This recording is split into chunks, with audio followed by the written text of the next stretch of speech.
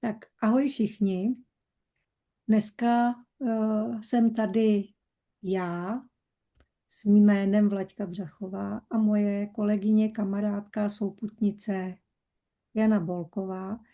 A chtěl bychom vás pozvat na online program, který jsme společně vytvořili a vlastně podělit se s vámi o to, co bylo tou hlavní pohnutkou k tomu, že vůbec ten online program vzniknul.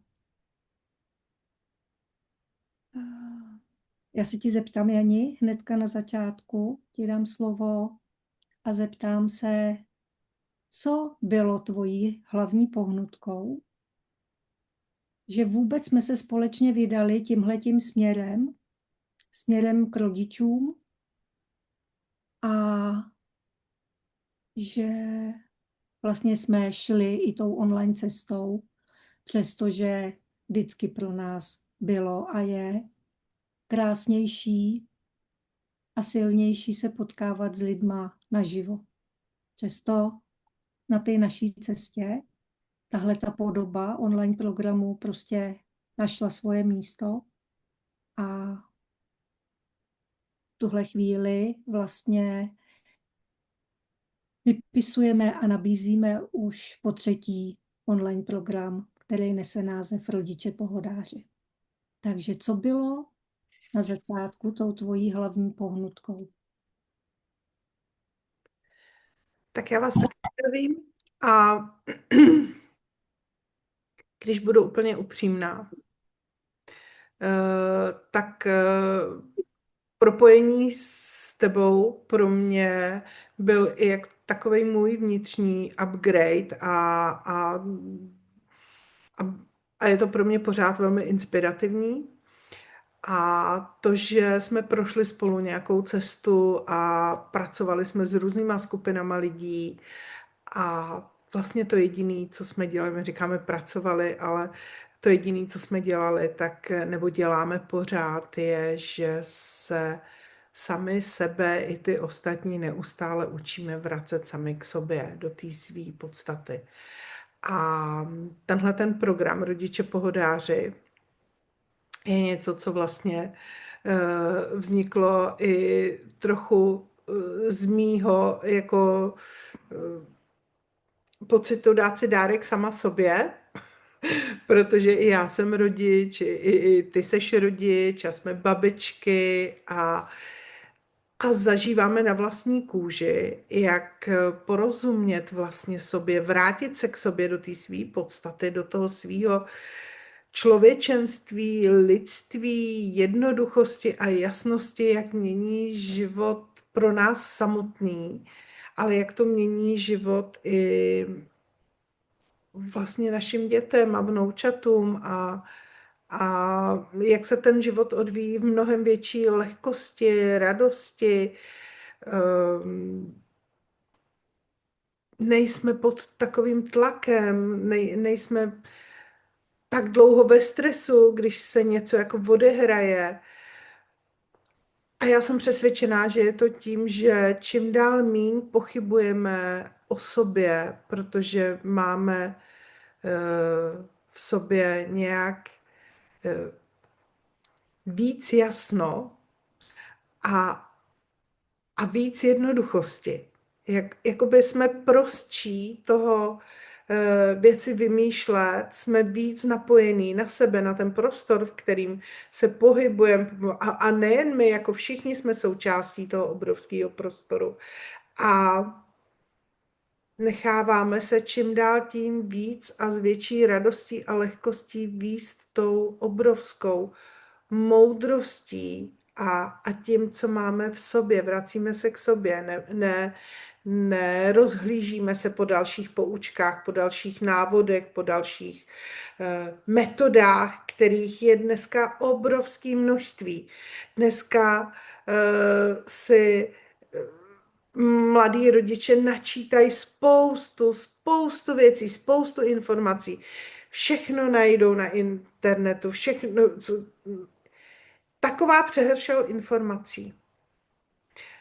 Náš kurz je vlastně o tom vracet se k sobě, do té jednoduchosti, napojit se na sebe, protože jestli někdo napíše knížku s nějakým návodem, tak je to zase jenom jeho pohled, jeho způsob přemýšlení o tom, co v té knížce řeší nebo na co se orientuje.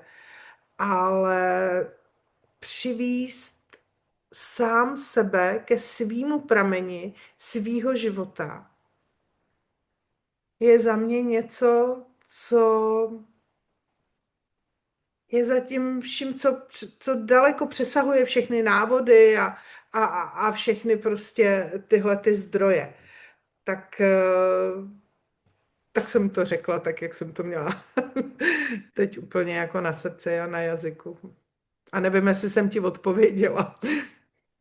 Jo, určitě. A moc hezky se mě to poslouchalo a úplně mi to vrací do doby, kdy jsme o tom hodně spolu mluvili a vlastně ten program tvořili, protože to, co jsme tam viděli jako základ nějakého zdánlivého jako problému, který stěžuje to prožívání života, byla ztráta sebe sama.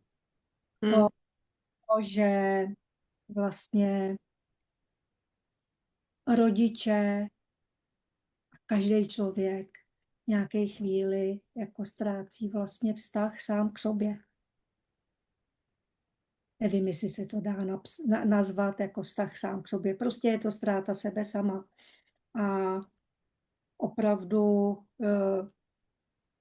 tak jako, to je jako velký vnitřní souhlas s tím, že vlastně to není v žádných výchovných metodách, že to není v žádných návodech, že to není ani v žádné iluzi nějaký dokonalosti, ale že to je opravdu o nalezení sebe sama a pak vlastně se samo v tom našem životě děje, že nejsme tak vyčerpaní, protože tady z toho stavu reagujeme. Nějakým způsobem reagujeme. Když jsme ale klidní, vnitřně klidní, tak hezky vedeme a žijeme vlastně fakt jako z toho místa klidu. Když jsme v souladu sami se sebou, tak jsme souladní k celému životu, i k těm našim dětem, i k partnerům, i k rodičům a tak dále. Když nejsme přehlcený, tak vlastně nezvyšujeme hlas, nekřičíme, prostě nejde to tam do toho konfliktu. A pak taky, když jsme sami jako opečovaní, když dokážeme sami sebe pečovat, tak dokážeme pečovat. A dokážeme pečovat jinak, než když pečujeme na úkor sebe. A je to spousta takovýchhle vlastně myšlenek a poznání z praxe, z toho našeho života, nejenom svýho osobního, ale i z toho sdílení s dalšíma lidma, ať už to byly workshopy nebo prostě individuální rozhovory a tak dále, které ukazovaly právě tímhle směrem a určitě tady nejsme schopní vyjmenovat vlastně to všechno, co nás k tomu vedlo.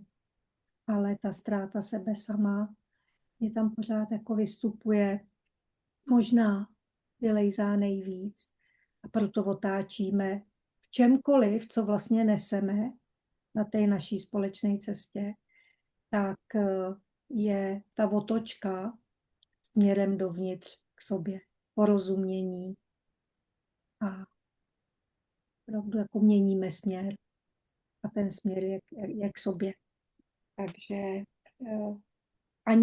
ani ten náš online program vlastně nebude o přehršli informací a metod a návodů, ale vlastně bude o tom prostoru, ve kterém se všichni společně můžeme vlastně zastavit, uvidět, co se s náma, mít možnost porozumět tomu a uvidět, co se s náma vlastně děje. A vrátit se k sobě, no. Vrátit se k sobě. Já si nakonec myslím, že tenhle kurz není kurz, ale že je to cesta, jak být rodičem pohodářem, rodičem v pohodě. A ta cesta bude hodně o tom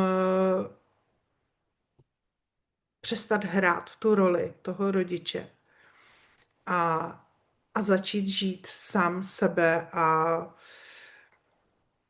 mít obrovskou důvěru v to, že nemusíme hrát roli, aby jsme něčím byli. Tak přijměte to pozvání, můžete jít s námi kus cesty. Kurs nebo tahle ta cesta trvá 4 měsíce a je to dostatečná doba na to uvidět za ten obzor toho, čemu říkáme rodičovství, toho, čemu říkáme výchova a toho, čemu říkáme ovlivňování a vedení životů našich dětí. Budeme se moc těšit, že si to společně užijeme a vítáme vás, pokud se rozhodnete být s námi. No a já na závěr vás taky pozvu a chci k tomu ještě vyzdvihnout, že rozhodně ten program není o výchově, ale je to prostor pro vás. Je to prostor, ve kterém můžete se v klidu nadechnout a v klidu vydechnout. A těším se.